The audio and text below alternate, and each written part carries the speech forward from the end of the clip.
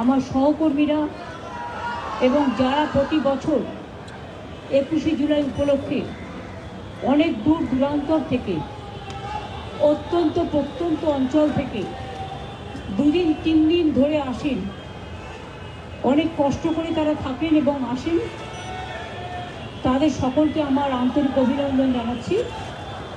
ইতিমধ্যে প্রায় লক্ষাধিক মানুষ গ্রামগঞ্জ থেকে এসছেন। যদিও চারিদিকে জল ছাড়ায় এবং অতিবৃষ্টির ফলে অনেক অঞ্চল জল প্লাবিত, তা সত্ত্বেও প্রাণের টানে, শেকড়ের টানে এবং শহীদ স্মরণে, শহীদ তর্পণে এবং এই দিনটাকে আমরা শহীদ দিবস হিসেবে পালন করি। সিপিএমের কোনো ক্ষমতা ছিল না সেদিন সেই আন্দোলন দমানোর, গণতন্ত্রের কণ্ঠরোধ করে তারা এমনভাবে গুলি চালিয়েছিল